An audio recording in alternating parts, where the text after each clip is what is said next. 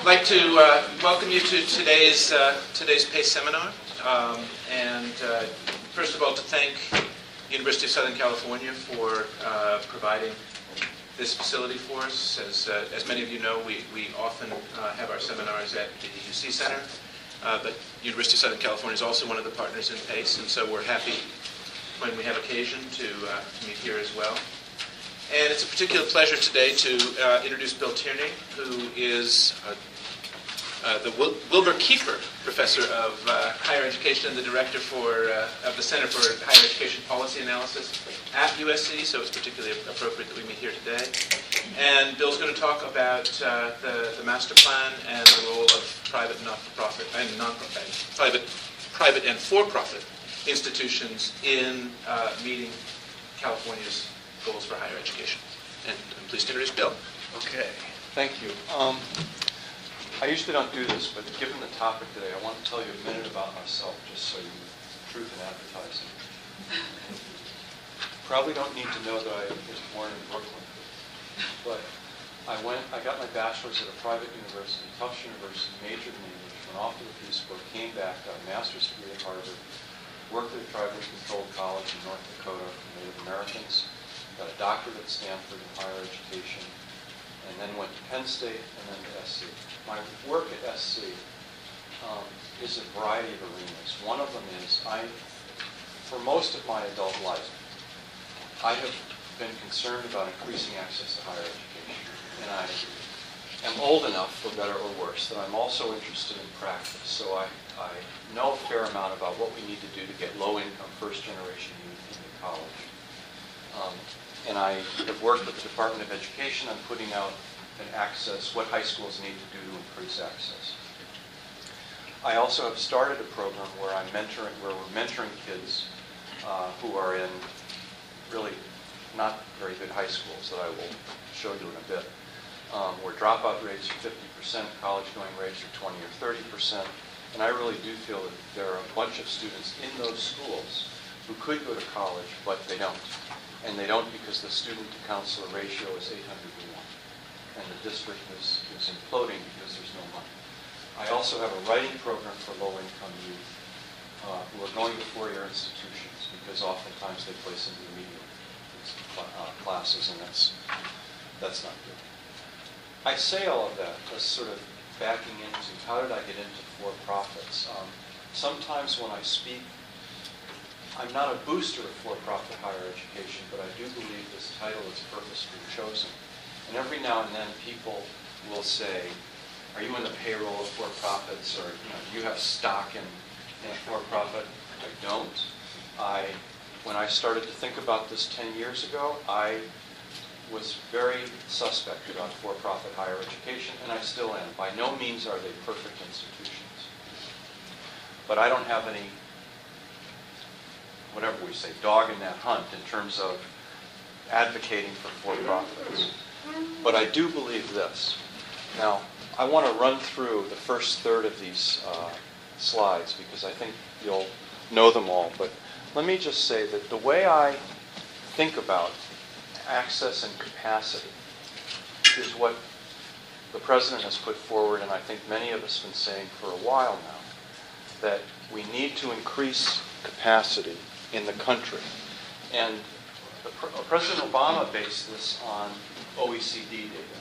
And the OECD data of industrialized countries, once upon a time, about 10 years ago, the United States was at the lead in terms of participation and attainment in higher education. And by attainment, OECD means 2-year and 4-year degrees. This data is by no means perfect, and we can critique that, but that's another discussion. Really what I am concerned about is that we need more participants in higher education. Why is that? Because we know over the time horizon that someone can make about $1 million a year more. Now, I was interviewed on TV, and they were, the makeup and the whole thing, and I kept saying, and if a student gets a 4-year degree, he or she can make $1 million a year more, which would be great, but that's not true. But over your work life, you can make $1 million a year more, and we know that. Now, the sense I think of most of us who are looking at higher education is by no means does everyone need to graduate from high school and get a 4-year degree, much less a master's or doctoral degree. But I do think that there's enough data today that shows that simply a high school degree is insufficient. That students increasingly need some form of post-secondary education. The fastest growing component in higher education right now is not a degree program, it's certificates. And again, that's one form of post-secondary education. But if we go back for a minute to Obama's data, or Obama's statement, and this is also supported, he chose 2020 as the date. The Lumina Foundation has been getting a lot of traction for their own numbers, and they've been talking about 2025. But if we take 2020, it means that we need about 1 million more graduates a year. Now, what are the problems with that? What is going to hold us back? And there are primarily two. One is, given the current way we have configured higher education, could we do that? And the other is, who are we admitting? I grew up in Chappaqua, New York, where Hillary Clinton and Bill lived. I went to Horace Greeley High School, a very good high school.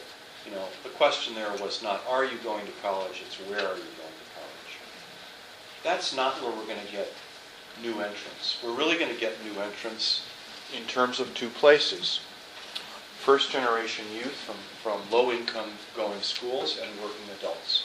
The first-generation youth are in schools that I'm in right now in Los Angeles and around the country, and working adults. The working adults will primarily be part-time and first-generation as well. Now, these are the schools, some of the schools that I'm in, and you know, we don't need to talk a lot about this, but if you look at Belmont High School, the dropout rate at Belmont is about 55%. So the way they count college going is the ones who survive the 12th grade. So we've got a significant problem. And if we want to, again, increase participation in higher education, this is where we're going to have to put our efforts, as well as first generation. Is that okay?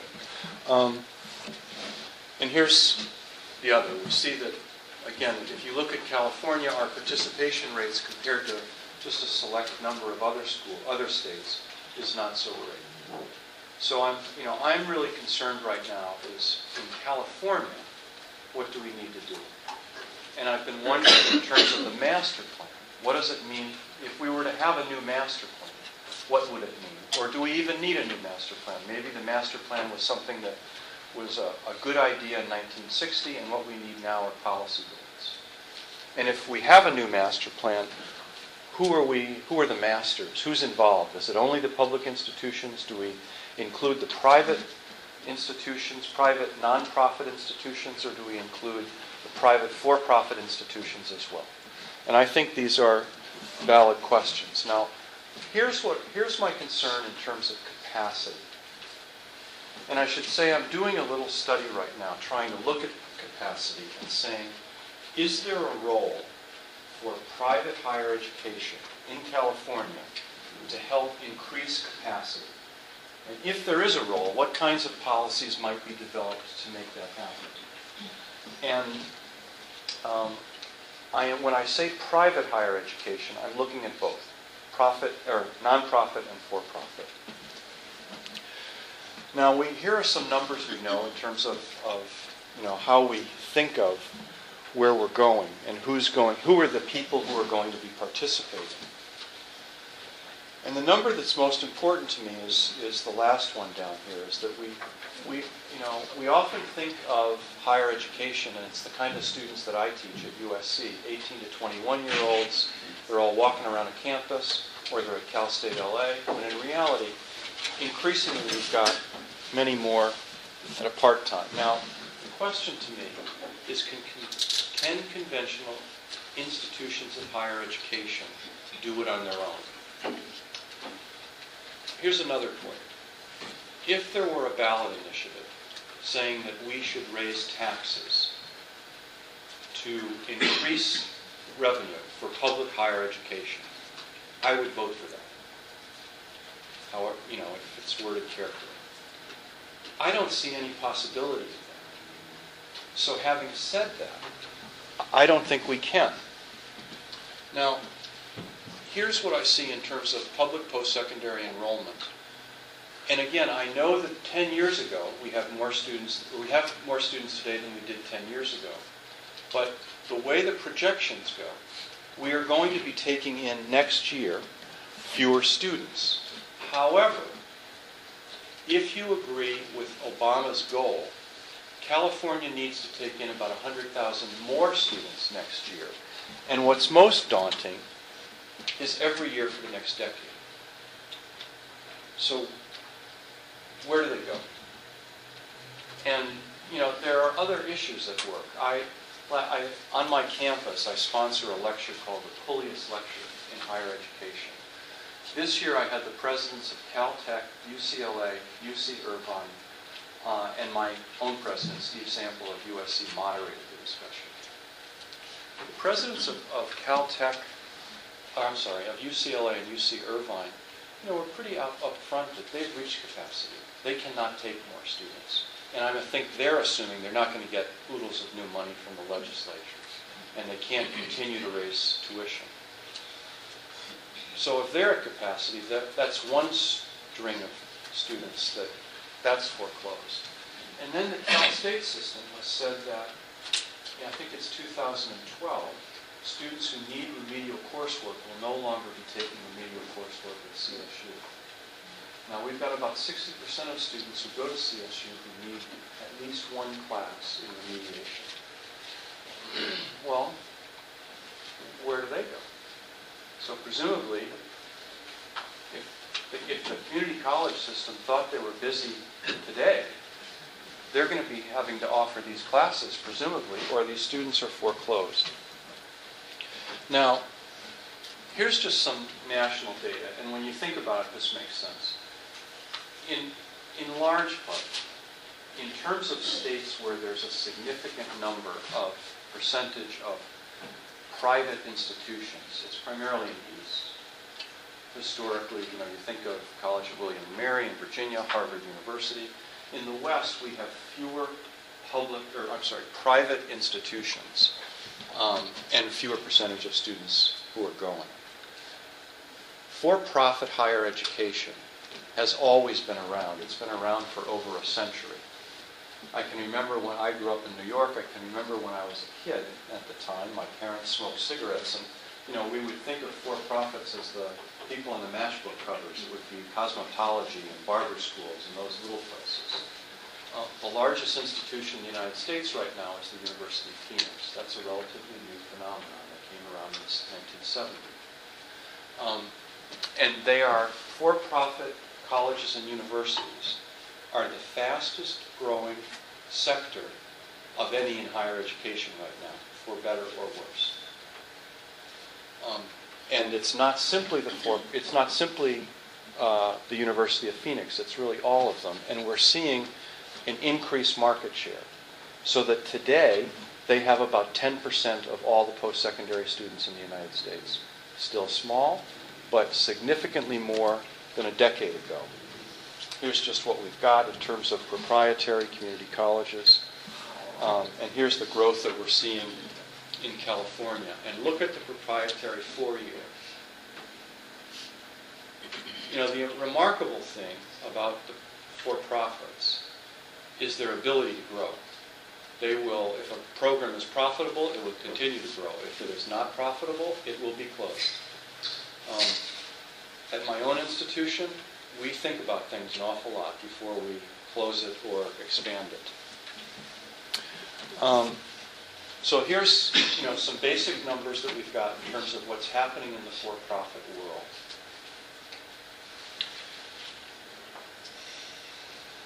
Now this is where I want to stop for a second. Let's talk.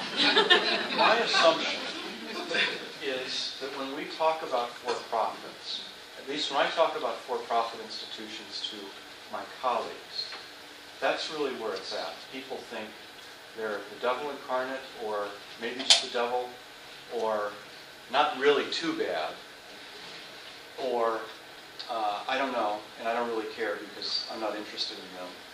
And I'd like us to think that they are something else. Now, unfortunately, I've been traveling and doing a lot of stuff, so I did not see the front line that was on the other night, but there was an hour on PBS on for-profit higher education, which I gather was certainly not glowing. At least we can say that. I haven't seen it, so I can't say. Now, here's some of the issues that you hear about for-profits. There's a lot of, bad news that comes out about for-profit higher education. Most recently, there was an article in Business Week in Barron's, and the article was about for-profit institutions, and two of them in particular in Cleveland, Ohio, where they were recruiting students at a homeless shelter. And it talked about how much debt the students had incurred and all that. Now, one of the institutions was the University of Phoenix. The University of Phoenix responded and said, if anyone does that, they will be fired. That's not what we want at the University of Phoenix. Nonetheless, presumably it was happening. The fellow who was interviewed at a president of another institution, because of the scrutiny, announced, I think yesterday, that they will no longer be recruiting at homeless shelters. Now, here's an interesting point. When I used the phrase a minute ago, at-risk youth, and there are some problems with that phrase, but all at-risk youth are not alike. So I have done different studies. One of them I've looked at undocumented students and the challenges they face. One of them I've looked at for foster care kids and the problems they face in terms of going to college. And frankly, the college-going rate of foster care kids is abysmal. If there's 100 students in 9th grade, about 3 of them will ultimately get a 4-year degree. And in terms of, I can look at this in terms of social justice, or I can look at it in terms of economic productivity, but clearly we want more students going to college. I've also looked at homeless youth, which are one of the most least studied groups. And we know that if you are 16 or 17 and you're homeless, chances are that you will be homeless 50% when you are an adult. It's the same point. When I've gone to homeless shelters and talked to them about education, or especially GED and going to college, they've said, we are so underfunded, understaffed. The thought that we have the ability to work with students in terms of education is facetious. The McKinney-Vento Act, in terms of homeless youth, provides minimal support for students in high school. So if you're homeless and you move around, you can maintain, they will give you bus fare so you can go to the same school. The problem with homeless youth is that nobody wants to be known as homeless, so they have no advocate in the school, and oftentimes students, will drop out and nobody knows. So there's very little preventative services. I raise all this because actually, if we are saying the homeless guy that is at the freeway, and I don't care what kind of institution it is, but if that institution is enrolling that person simply to get the financial aid, and that person ends up either in debt or defaults, that's horrible, and we shouldn't allow it as a state, as citizens. On the other hand, there are people in homeless shelters who we do want to have some opportunity to be involved in post-secondary education.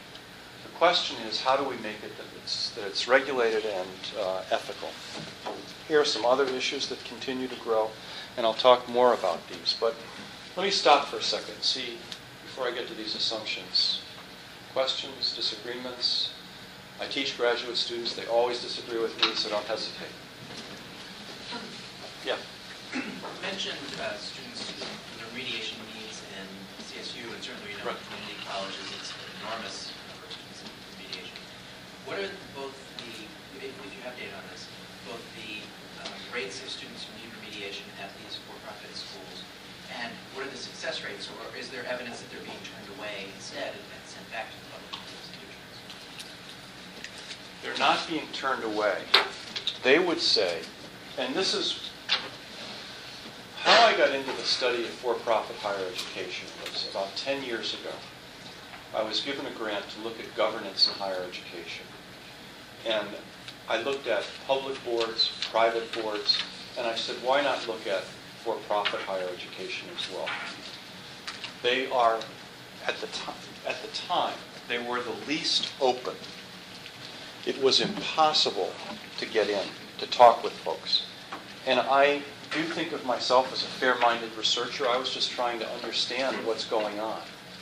And getting a handle on data was exceedingly difficult. I think that's changing. The question is, how much?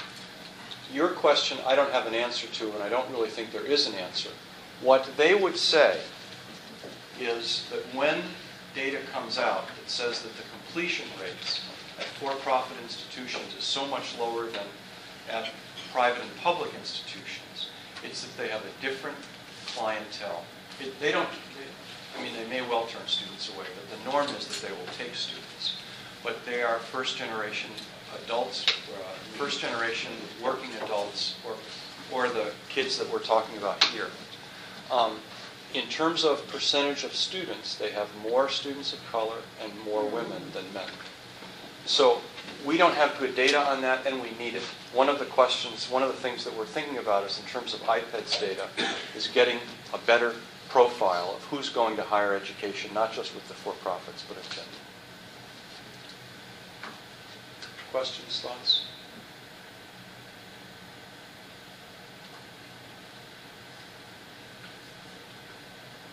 Okay. Here are the assumptions that I think are, written out there at large. One is that for-profits are more concerned about profit over educational quality. Now, there are two sides to this coin. One would say that they're profit-making institutions, so really all they want is to bring in a hell of a lot of money. The alternative point would be, like any business, if they don't succeed at what they're doing, they're going to go out of business, right? If you go to a restaurant and the restaurant serves bad food, you're not going to go back to that restaurant. The problem is that over the last 20 years, many for-profits, and this is where the federal government came in with Title IV changes, there were a significant number of fly-by-night organizations that really were concerned more about profit rather than quality. One of the oddities, I think, and I think part of it is because they lack transparency, is that we talk about for-profits as if they are a conglomerate. So, if we were to hear, for example, that there was some type of graph at Sac State,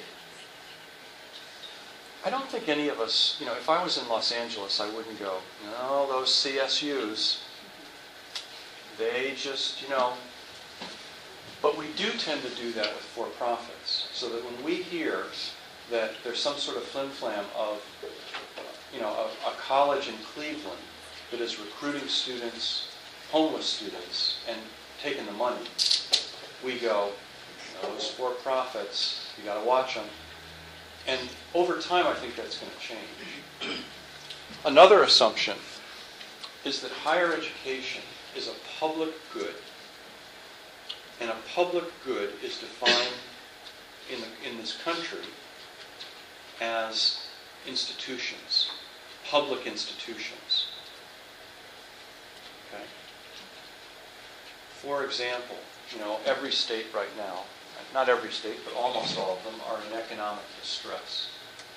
The governor of Missouri has commented that he doesn't have anything against private institutions. Forget the for-profits for a moment. He doesn't have anything against private institutions, but says with finite financial aid dollars, all those financial aid dollars should only go to students who are going to public institutions. So if you want to go to Washington University, a private institution in St. Louis, you're not going to be supported. Now that may not happen, but that's what the governor's saying. This is the whole voucher idea, right, in K through 12 education. I went to a private grammar school, private Catholic grammar school, and the assumption again is education is a public good, but whether or not young Bill goes to a Catholic school, that's what his parents decide and pay for. But we as taxpayers support public institutions. Now here are the questions that I think we want to ask in terms of the private sector, and the private being both for-profit and not-for-profit. So not-for-profit are places like Occidental College, USC, Caltech, National University.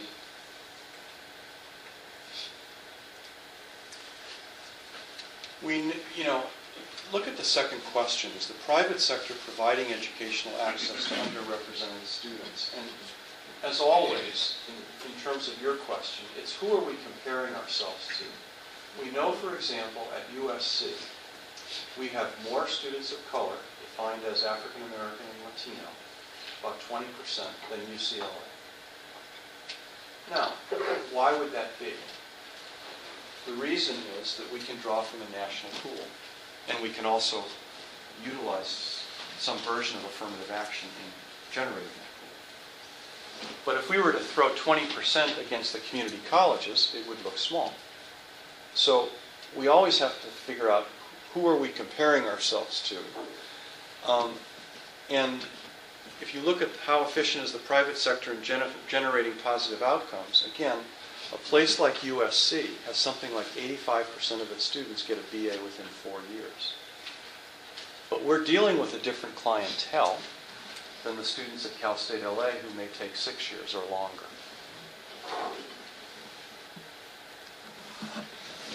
So what are the problems? And I put perceived in parentheses because I think in part they are real and in part they are perceived. I don't want to broad brush everything. And these are the major issues. One is debt burden, a second is unscrupulous admissions practices, and the third is the teaching and learning practice. The teaching and learning practice, I think, is going to change just because of the internet has gotten much, like it's pervasive everywhere.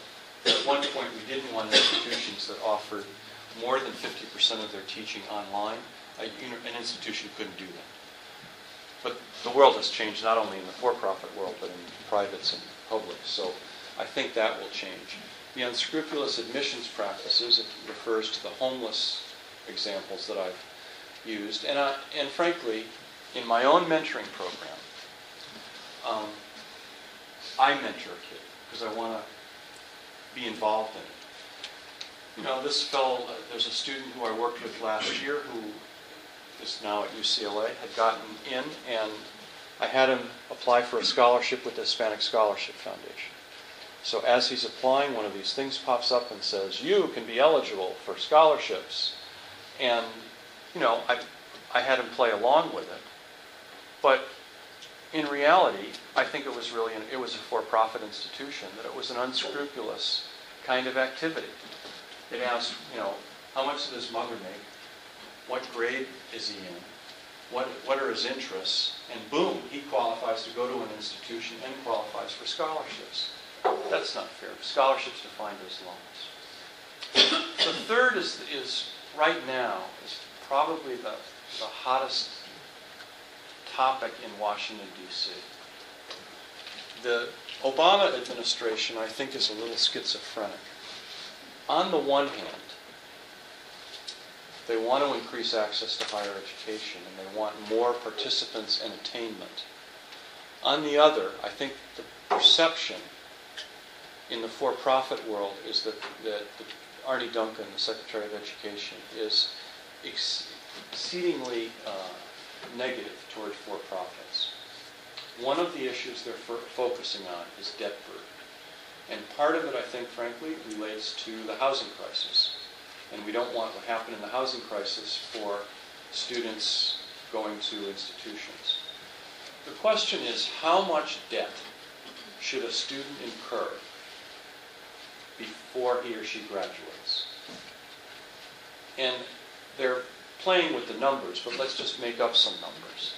So if you're going to get a job that pays $60,000, should you incur $60,000 worth of debt?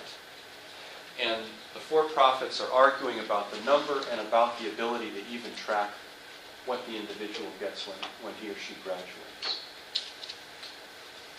My concern with that, and it's something that I'll get to in a minute, is why are we only talking about this with for-profits? Presumably, if I send my son or daughter to Stanford, and my niece is a good example. My niece went to Bates College, and she double majored in classics and religious studies, and incurred, $50,000, $60,000 worth of debt. Well, shouldn't we deal with that as well at private institutions and public institutions? It's not, I think as a society, I don't have any solutions for us today, but I'm trying to develop a framework in terms of how do we think about these things. And I do think as a society, we should worry about debt burden, that we don't want the citizenry to graduate with some form of a degree so far in debt that they're never going to be able to get out of it. But I think that's true. It's not where they go, it's the individual. Here are the other issues. One is retention and graduation rates, that the retention of students who attend for-profits is significantly lower. The for-profits would quarrel with that point, and the graduation rates is significantly lower. They would say you have to look at the clientele. I would then say, let's look at the clientele, and then we would get into, well, we're not going to tell you the numbers. That's where the transparency comes in. Job placement rates, I think, are only going to increase in import. And again, not for for-profits, but everywhere. One of the assumptions that I think, is gaining increasing importance in higher education is that post-secondary education is tied to economic development, personal and state economic development. That's a very different assumption than when I was an undergraduate at Tufts University and I majored in English. Right? Now, we can say that's too bad, but I really think that's where it is. And the third point in terms of funding is that to be eligible for Title IV funding, which enables you to get financial aid, there's a 90-10 rule that says that you cannot be dependent on federal financial aid more than 90%, which seems somewhat rational to me. It is odd to me that for-profit institutions can make up such a significant amount of their income from aid. They would, again, on their behalf, they would say that they are tax-paying organizations generating revenue for the state in which they reside. So what are the solutions? But before I get to the solutions, questions or disagreements? Yeah. Challenges with the for-profits, from what President taught, is that most of them don't go through the rigorous, at least in California, the rigorous accreditation process. And so some of those measurements you're talking about, they're not as subjective as they sound. I think they're a response of trying to determine, trying to evaluate the quality of these institutions without having an in-depth accreditation process to do that for you. And so I think there are some for-profit institutions that do care about the education, and there are a fair number of them that care enough so that they can put a sufficient output out there so that people will continue to grow. The fly-by-nights can do it for a short period of time, but the others, they have to maintain they maintain a floor, and I think WASC accredited institutions can't maintain, because their floor is a much higher floor as far as standards are concerned. And the only other point I want to make is they may be tax-paying institutions, but if you take the amount of revenue they generate from student loans, and you deduct from that their default rate, their default rate on student loans outstrips the taxes they pay by millions of dollars. Hundreds of millions. Yes, so I would be nuts.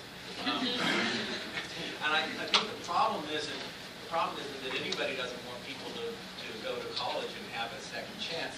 The challenge is if you're just going to admit everybody to meet a dollar number without regards to how college ready those individuals are, then we're doing a disservice to the individual because we are loading them up with debt and putting them into a program that they're not going to succeed in. And California's solution to that is cost accreditation. Other accrediting agencies around the nation are not as rigorous, but I think what you're seeing from the federal government is you're seeing some attempt to, because the accreditation processes are of unequal quality around the nation, to try to find some way to deal with these for-profits. Because the reason we think about them in that big category of bad guys is because there are a fair number of bad guys. No, and if they have a reasonable response, then why don't they share the data to dispel the bad? I mean, look, if somebody's saying something bad about you, wouldn't you want to provide facts to dispel the badness? Yes, I would. It's either at least as bad as what they're saying or it's worse if you don't want to provide the data, and that's the conclusion that I would draw. I agree substantially with what you're saying. In the 10 years that I've been involved in this, they are not where you are in terms of that they need to respond, but they have moved significantly. And, you know, the challenge I've seen, I published a book with a friend of mine, and he was the optimist and I was the pessimist in terms of new players, new game, for-profit colleges and universities. And the challenge is they think of themselves more as businesses than educational organizations. Now, you know, forever, people have been saying we need to think of ourselves more as businesses than educational organizations. And there's a degree of truth in that. But really, the message that I've been saying, if this were an all-for-profit crowd, is that it's not going to go away. So if you want legitimacy, there has to be greater transparency. And some of the places, and I would say Phoenix is one of them, acknowledges that. And that over time, that will happen. Why will it happen? Thank you very much. Yep. Especially since you don't know me, but my technological skills are non-existent. I don't, given our state right now, if you accept the numbers that I've got, I don't know how we can incorporate them into public institutions. Is it possible that in about 4 months, when I look at, you know, when I come out with some set of recommendations about private nonprofit institutions, are there policies that the legislature could enact that would increase private nonprofit institutions' capacity for more students? And the answer is yes, but not 100,000 students a year for the next 10 years. And I don't mean the USCs of the world. Yeah. But there are policies that the legislature could institute that would increase capacity at the public institutions too. I mean, you could do away with the when one reason you have an 85% throughput rate and the CSU system has a 16% throughput rate in 4 years. Yeah, there's a fair number of part-time students, but the other one is, I don't want to pay $35,000, $40,000 a year for my kid to go to your school any more years than he or she absolutely has to. And as long as we're going to continue to subsidize the education, we're going to continue to have subsidy. Whose education? The public institute, the education of a person at a public institution. We're subsidized. What at the state of California? As long as we're going to continue to subsidize that education, and it's a good thing that we do it. Yeah. But the question is, at what point do we say, okay, that's enough time? You know, part of the way the CSU system is meeting their capacity now is they're taking these students who have 1 or 2 classes to graduate and saying, you're just going to enroll in that class and finish up because we've got 40,000 seats that we got to fill, and you're taking it up, and there's a new person behind you waiting. There are lots of things that could be done. It's just a political will not to do them. Yes, I agree. But I also don't think And I can work on these numbers over the summer. I don't think, however, that creating greater efficiencies within the three systems would, and that alone. We wouldn't create a million seats. So No. 100,000 seats. And that's the thing. So, see, the question is, again, think of yourselves as taxpayers for a minute. If we won't do that, then the alternative, if we want that to happen, is to build another campus or two or three. Is that what we should be doing? I mean, I know we're not going to, but is that what we should be doing? Or is there a way to increase capacity in the private nonprofit sector? And I think clearly it would be cheaper to work with the private nonprofit sector, but that's not going to happen either. So the for-profit sector stands to gain significantly from this. What can stop them? And I think there are two things. One is we can say, the way my chart was a minute ago, those guys are evil, or they don't do what they say they do, or they can stop themselves by not being more transparent. Yeah. Well, there may be a couple other elements that we could throw into the mix. I'm just wondering to what extent the growth in for-profit is related to accessibility, and to what extent the current capacity can be better used in the public segments if they modeled themselves on this accessibility. There's been a hesitancy on the part of traditional faculty to work in ways that are responsive to the needs of working adults. So that's one element. Now, we got into this big time with respect to teacher preparation, because institutions, and I'll remain nameless, came in gangbusters about a decade ago. What the legislature said in that case is, come on in, but you have to meet precisely the same standards as any other institution that's preparing teachers in California. So what's the possibility that there could be the will to do that? I think that's where we need to go. I have a student doing a dissertation right now. This is the good part of having students do dissertations. It's an exploratory little study, but what he's looking at are students at a for-profit institution that are getting their MBA, and students at a CSU getting their MBA. Now, those institutions shall remain nameless, but it's as close of a match sample as I could get. It's not Stanford students and a for-profit. It's the same type of students, and the type in terms of age, working adult, that sort of stuff. And you think about it, it doesn't make a lot of sense to me, just intuitively. If this institution is here and this institution is here, why would I pay $60,000 to get an MBA that is not, it's not the UCLA or USC MBA, it's a for-profit MBA. Why would I do that? And part of it, the dissertation is not done yet, unfortunately, but part of what he's finding is just exactly what you're saying, in terms of convenience, location, ability to be done in a very short time span is there. So let's talk a bit about what are possible solutions. Now, this is the way I've been thinking about this recently.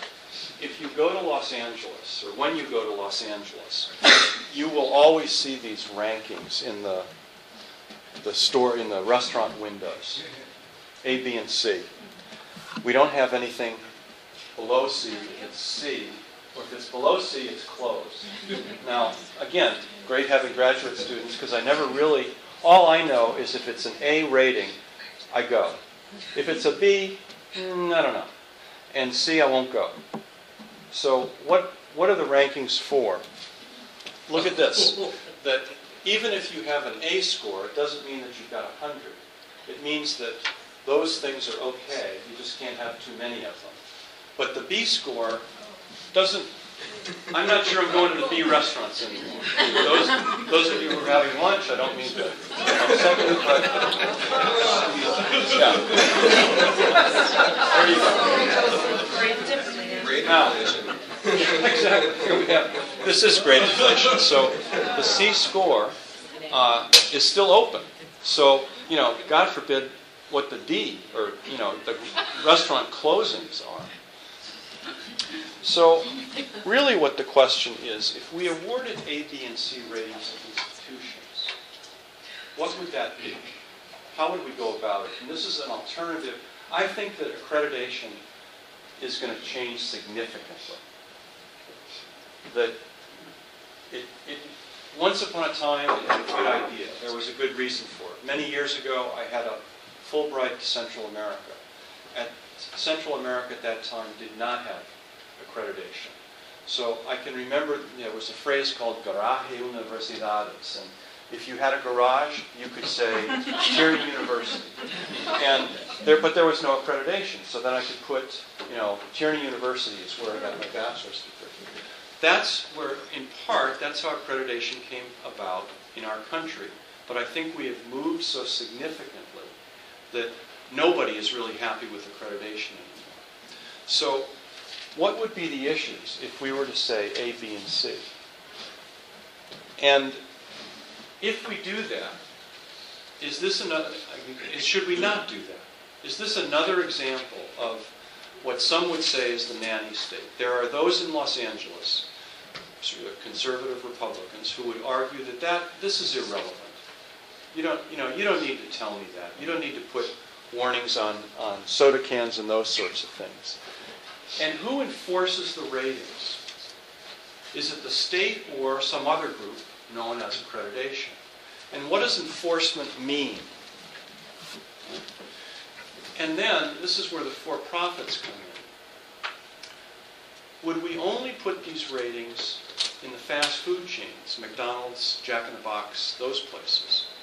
Or does it apply to all types of restaurants? I can tell you with the restaurants in LA, it applies to all restaurants. So it's always curious, when you go to Patina or some extraordinary, expensive restaurant that's got a B rating, you're going, what's that about?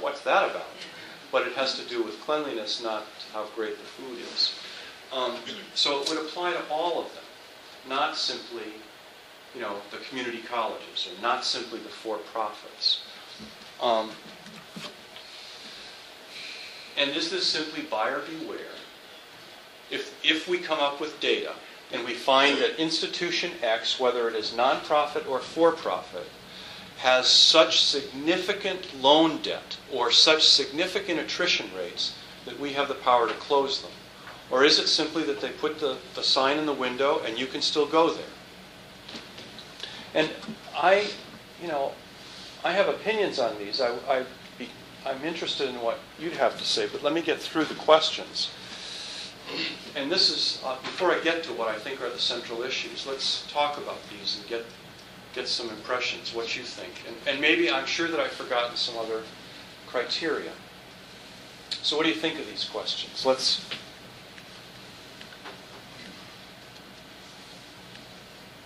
Okay, so we'll go, that one's certainly, yeah. I think the idea is fine. But and I don't think it's a nanny state if it's buyer beware. The problem is, and I'm not sure how the for-profits would address this, is they should be able to stay open, but I'm just not sure they should be able to get subsidized student loan dollars to fund them. I mean, part of the problem here, the allure here, or the disincentive for them not to accept tuition is why would they? If you're getting federal tax dollars and the loan is guaranteed and you're not on the hook for it, the person that you educated or failed to educate is on the hook for it. If those ratings, everybody should be willing to put themselves up to quality standards. And if those ratings mean that you just don't access public funds, my particular beef isn't that people shouldn't be able to go to a quality program for profit. I'm not, But why should I, as a taxpayer? But why should I? Yeah, that's right. Why am I subsidizing somebody's return on their investment? Right. Right. And we can ask that in a variety of different ways. There are those who would say, why am I subsidizing faculty to do research when I really want them to do teaching? But today's talk is about for-profits. No, I think that's because there are always questions like that. Why are we subsidizing X? Other thoughts, questions about this? Yeah. How do you even go about developing a universal rating system given fundamental differences in mission between public and private, between even with and for-profit, between publicly traded or privately held and so on. In particular, where community colleges are concerned in California, if you were going to be able to apply a standard, whether it's completion and placement, whether it's debt levels, whatever it might be, you first have to either look at them differently, which doesn't get you to a rating system, or simply change the standards. Modify or eliminate the open admissions, whatever it might be. Do you want to respond to that? Not directly, but just to say that here in California, the governance or any oversight that we have over these private institutions is definitely separate from where the public institutions are. And that, we're just in Washington State, and that's a state that's done a lot to integrate its higher education and workforce training system in a lot of ways. But still, private's way off to the side. It's not a part of that system. Is there any state that is really looking at and thinking about these private for-profit institutions as a part of its workforce training system? Not or yet. Integrating it into governance at all? Not yet, but there are states that they're not in the game, but there's discussion about them being in the game.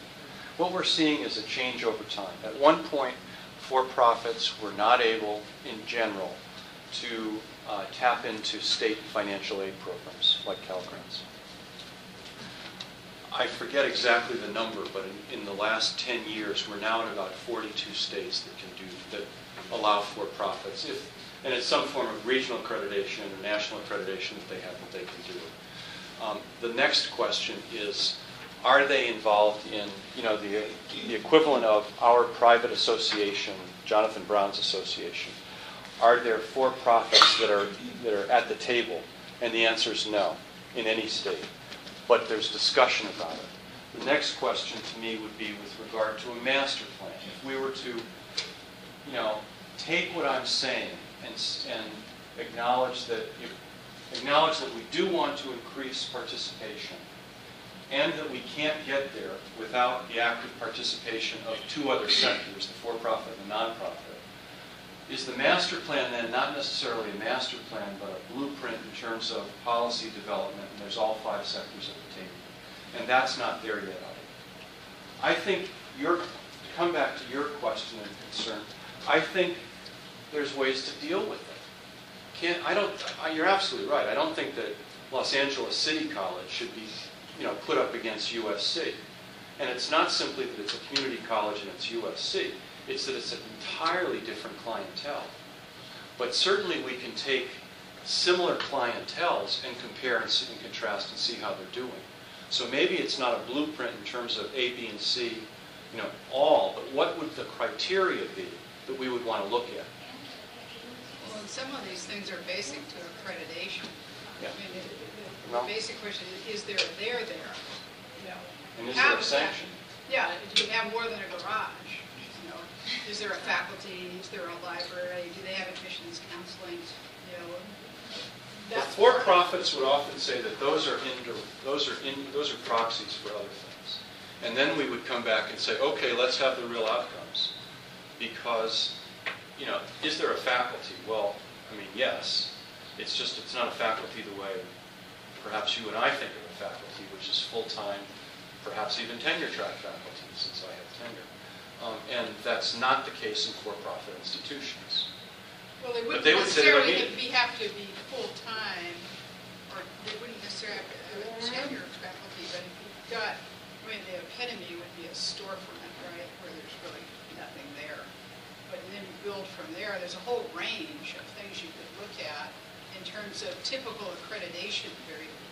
I think we need to move away from the typical accreditation variables and move towards outcomes. Yeah. Yeah, another part of the problem is the information, because there's lots of information out for those of us who can look up cohort default rates and placement rates, but it's the guy sitting in the homeless shelter, he needs the thing that says A, B, or C. It's something really simple, really straightforward, say, think twice. Right. And take a next step, though? And do you also think that it's A, B, and C and closed? Yes. Yeah. Oh, well, closed Well, has been done many Yeah. times. There's no federal funds.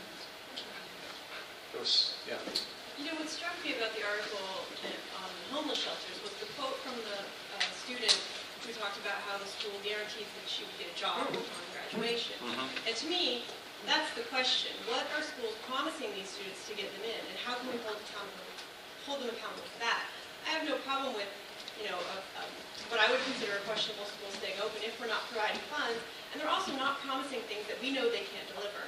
And I think that's how the state tried to address schools in AB 48 from last year. What are you telling students, and can you actually meet those promises? And if you can't, then you are closed. If you can, then you can remain open, but you do have to disclose some truth in advertising. So I don't necessarily think it needs to be a rating. It needs to be clear statements. What are you limited in this degree? Are you going to be able to get licensed, or pass, or even apply to take the licensure exam? Those are the kind of questions I think students are most benefited from knowing the answers to. I agree. I mean,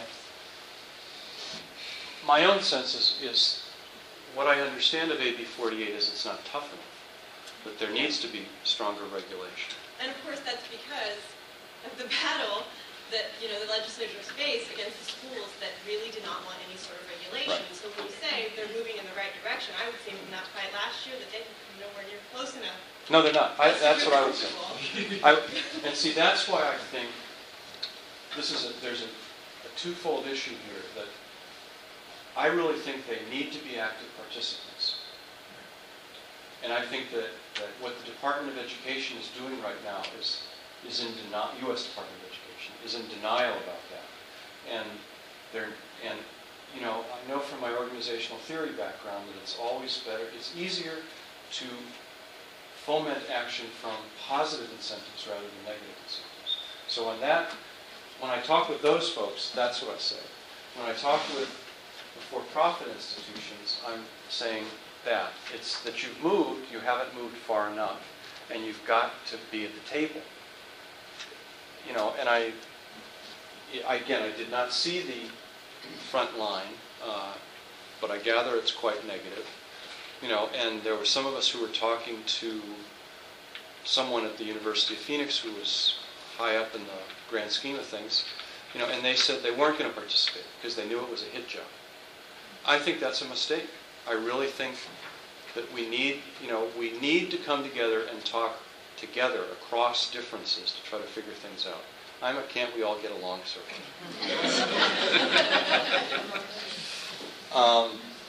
Okay, so if we provided these, what would I think are the issues for determining the ratings? And these are the things that I think we need to do, and obviously what you're saying, I don't want one size fits all for this. But what are those things that are not necessarily proxies, but to say, and that's where whoever said you need something in the window so that the 18-year-old or the 50-year-old who is not into IPEDS data and all that can say. One is retention rates, one is graduation rates, and the other is time to degree. Those are, to me, three big ones. And then, the student profiles, I think, gets to your concern, is that who the students are matters. And the for-profits would say that as well, that they are dealing with primarily at-risk students. And if you don't want us to deal with at-risk students, we won't. On the other hand, if you go back to the initial slide I put up, where are we going to get increases? And we're going to get increases from primarily two groups that are at risk. If they weren't at risk, they'd be going to college now. And then what are the learning outcomes? What is debt burden and what's job placement? I think that all of them except the last one is not that difficult to collect today. How we define them is an argument, but the data exist. The last one in terms of job placement today, I think is a tough one to come to grips with. Because it's not necessarily, the person, I mentioned my niece who double majored. Well, she traveled around the world for a year, but now she's working for USAID, and she's got a good job. So, you know, is it 3 years after? What is the time out? It's just there's a bunch of things that we can't factor in yet with this last one, but the others we can. What do you think of those 7, and what did I miss? It seems to me that, I was thinking for a moment, say, of CSU, and you look at the criteria you're using there, say student profiles. Right. You have a campus that's basically a commuter school with Right. more non-traditional Cal State students LA. than a residential school. Dominguez Hills. Learning outcomes, those are also going to be determined by the profiles of those students attending. You know, Yes. how long, time to degree, and so on, debt burden, Yes. and placement rates, and so on. How, even within a system like that, then do you compare, you know, fairly apples to apples? I tell you, I think if we did these and we published them widely, if we, you know, that's the way I think we need to move this. We agree to general principles or ideas. Then we put the articulation in terms of how do we compare and then how does it get implemented. If we were to agree to these, knowing what I have looked at with regard to the CSU and the UCs, we would see significant changes. Because if time to degree is an issue, the smorgasbord of courses that exist, you know, and you pick from column A and column B, and you can't get this course for column B, but you got to wait and those sorts of things, would of necessity go away. If there was some oomph behind it. You see what I'm... No, or yes? No, I agree. I think one of the major hurdles, though, in California is, you know, setting those goals, gathering that data, and then, you know, and everybody agrees at this point that with the problems with oversight and you know, governance and so on at the state level is a major problem in and of itself, and that seems to be you know, a fundamental component of what you're trying to achieve here. Yes, you're right. But I tell you, I don't know what else. What I'm seeing at the UC system in particular, and their study of, you know, where to go, I don't think it's dramatic. I don't think it provides solutions. And I'm not sure if we just, you know, if we just update the master plan, I don't think that's sufficient. And even if we agreed to these to begin with, we would at least be talking across sectors, not just UC CSU, but also for-profit and non-profit. Yeah. As you're thinking about capacity, couldn't some capacity be generated if we looked at the different degrees and the length of time necessary to complete those degrees? Maybe every degree doesn't need to be a 4-year degree. Absolutely. Maybe there's some that need to be 5 years, but right. Just this notion that every degree, no matter what you want to do, is 4 years. Absolutely. Maybe that's not realistic. When we talk, that's exactly, I totally agree. I think that where we are heading, see, the question for me is, I have a sense of where we're heading, I just don't know how to get there, is I think that's absolutely right. Why is it that we even have credits? Why is, and here's one of the things that's good with, in terms of me getting my hands dirty, working with students, is I can sort of put reality into what's going on. There's a guy that I've mentored who is graduating from Stanford with a master's in engineering. He has a job in August in Atlanta, starting at $82,000. He's 22 years old.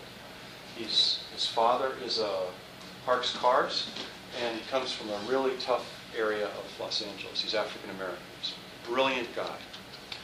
I see him a lot. At Christmas time, he said to me, I didn't go to any classes in the fall. Now, this is Professor Tierney here. I'm like, and he started to laugh, and he said, remember, I told you, I got 2 A+ and an A. I'm like, what's that about? And he said that all the engineering classes are taped. And he said, frankly, sitting in a class of 300 is a huge waste of time. watch it on my laptop, and I can speed through the things that I understand and slow down those things I don't understand, and he always went to office hours. That example is exactly, I think, what you're saying, is that, this kid said, why should I sit in a class where I understand the material? I've got better things to do. He also doesn't like to get up very early in the morning. That's a side issue. I mean, he did get 2 A's and an A pluses and an A. So again, that's where the learning outcomes come, say to me. Right now, we determine graduation in terms of credits and seat time. So I teach a 3-unit class in the fall, and that 3-unit class meets 3 hours a week for 15 weeks, 45 contact hours. The student gets an A or a B, and there's the proxy. But it doesn't say the student learned anything. Now, maybe graduate education is different than undergraduate education. We could have that discussion. But I think exactly what you're saying. And I think these sorts of points will move us faster than if we let the systems work on their own and try to sort of maneuver and manipulate things. Because frankly, I think there are disincentives to change rather than change. It sure would get to a lot of those different things in terms of debt burden, and maybe the young man that you're talking about could start his job Absolutely. in March instead of waiting till August. Absolutely. I totally agree. And I also feel that we can start school earlier. We have this agrarian model that hasn't changed. Why is it? Right, I'm working with another kid right now. He's graduating from one of those schools that I pointed out, and he will be going to UCLA in the fall. For those of you who have seniors, wherever they are, what is the big issue of spring semester senior year? The prom. Who are you going to take to the prom, and are you going to get invited? And then it's graduation. It's a huge waste of time, especially for students who are at risk. This is a young man who will work extremely hard. He's documented, his parents are undocumented. He's extremely poor. He would be, he's not tired. So why do we have this from January until next September? It's just downtime. It's silly. We can change that. But I think until we get some agreement on these sorts of things, we can't. Yeah. Well, I think that's a place where the for-profits have something to teach the traditionals, is the ability to be flexible and to meet a market demand. Now, as long as you can do that without diminution of quality of outputs, which is, I think, what you're getting to, but I mean, they do some things that are intriguing and force all of us to have to rethink the delivery. Corinthian is a good example of one that is trying not to lose students. So the student who doesn't show up for Tuesday class, Wednesday morning that student is contacted and said, what's the deal? And it's not following up on them. They just don't want to lose them. And we don't do that. They're not. Yeah. I know this talk is about for-profits, but I'm curious about whether you think foundations and the philanthropy sector has a role and should be at the table as well in the higher education discussions, and what role do you think they might have to play? Are you from a foundation? Because if you'd like to give me money, I'm not. I'm just curious because, in K through 12, you see a lot of foundations influencing education policy. And I'm curious whether you think, they also should be at the table in higher education. Not that they're not already, but... Well, I think they're not. I mean, I think that this is not only true in California, but I think nationally, that the foundations have switched priorities and sort of left higher education alone. And I think that's a mistake, and I think it's a particular mistake in California. I've been struggling with whatever we call it, a master plan, a new policy forward, or whatever. Clearly, you cannot do it without, ultimately, it's the legislature and the governor who have to deal with it. But I don't see it being dealt with now in dramatic ways. And I'm not sure what the vehicle is to make that happen. But my sense is that the foundations have to be involved in some way. It's not that they necessarily do it. You know, and I've heard all sorts. I would be curious what you all have to say. I was just at a meeting yesterday where there were a dozen of us talking about what would be dramatic changes in a master plan. What are the problems? What are the solutions?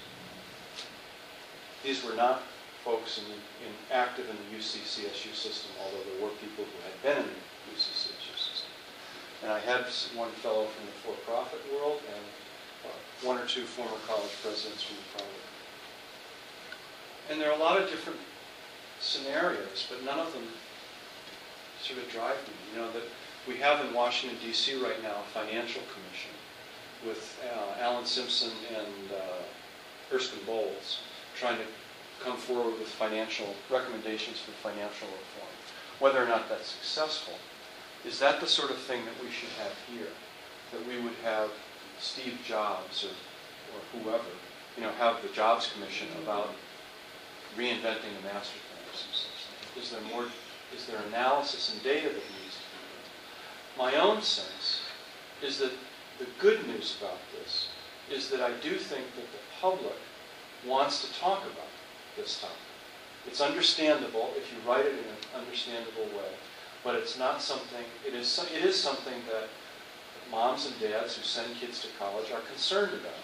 And it is not simply a low-income access issue, although that is a major problem, but it's also, frankly, for the middle class. The middle class is getting squeezed in terms of paying for college. So, you know, it can be talked about in California right now, but I also don't see any of the gubernatorial candidates dealing with it, which I don't know how we make this a systemic, sustained recommendation over time, and that's where I was hoping that these sorts of things at least are understandable as the equivalent of an A, B, or C. Are there any states that you see doing stuff that California should be looking at and maybe stealing some ideas? Yeah. Where do you think are some model things that are happening there? There's no golden state. Well, there is. There's no, you know, one great place. But for example, if we want, as I think about increasing capacity and what is the role for private institutions, is there a role and what is the role? Florida's doing some pretty interesting things right now. So there's one example. I think that this is something we haven't touched on, but I think that transfer rates between 2-year and 4-year institutions has been a perennial problem. And I think that Pennsylvania has a pretty interesting model over time that, having been at Penn State, I'm familiar with. And I'd like us to think more structurally than that. So there are a bunch of different little things, but you know, the sad thing for us is that the master plan was the model. Everybody else looked to us to emulate. I've had a variety of Fulbrights living abroad, and people have always asked me about what does California do, so we want to emulate that. So in terms of other states, there is not a singular cohesive role. You made a reference to disincentives to change. Is this still coming, or do you identify what you see as both the disincentives and the potential incentives? I think that folks, my sense is that if the governor came out today and said, did I make a mistake? The budget's balanced. That everyone, the regents, the faculty, the administration, and all the systems would go, hallelujah. And I just don't think that's viable. And that's the thing, that I don't see the incentives for change. And the disincentives for change is that I need to do things dramatically differently. I mean the faculty member, the way we structure departments, the way we structure arrangements across institutions, and all of the things that I inferred you brought up in terms of how we rearrange the structure of academia. How would you go about changing that culture? Well, if you could give me money from the foundation, I could make answers about that. I'm looking for money from foundation. I don't know. I will tell you as a tenured professor, I don't think tenure is the issue. I know that folks like to say, oh, tenure. But we know that there are more part-time faculty right now being hired in all the systems than tenured faculty. We know that non-tenure track faculty, there's more of them than tenured faculty. But I think that in part, there's a curiosity. I have a lot of friends who work at UCLA, so I'm fully aware, and friends at LACC, I'm fully aware of the hardships that have come, especially in the last year. I have friends who they're a married couple at UCLA, to not only take one 7% pay cut, but two, in a family with children, is horrible. So I'm aware of that. I know that, at USC we didn't furlough anyone, we didn't lay anyone off. And when I get to school at 6:30 in the morning, the custodians every day empty my garbage bill. And that's not happening, at least in Los Angeles at the police. At the same time, it strikes me that often the conversation is like the frog in the water. That it's terrible, but it's not that terrible. And, last week the discussion on the one hand from the presidents was, the governor has assured us that we will get the money back. And when we add the fee increases that have occurred, we will be at 90% of where we were, which isn't bad, which isn't good, but it's not the apocalypse. Now, I wouldn't want to be chancellor, and they wouldn't want me to be chancellor, but I do think that's not asking for significant structural reform. If you look at the UC recommendations, it's none of this. And that's the problems, is that folks are not thinking in dramatic ways that would force me to act, not just think, but act in very different ways. And I'm not sure, short of creating this and saying from the state, this is where we're going, that we're going to get there. And I think that's, that our higher ed system will turn into what our K through 12 system is. I think is a calamity for our state. I think we always like to end on a cheerful note. Hey, seminar. So I'm going to ask you to thank Bill for coming. I thank you all for coming. And there was a great book. I think it was Up the Down Staircase, where whenever the teacher had a problem, the principal said, "Let it be a challenge to you." And I think that Bill has sort of posed a challenge to all of us that we are facing a crisis, and we do have issues in K-12 that are seeping their way into our higher education system, which remains the envy of the United States. And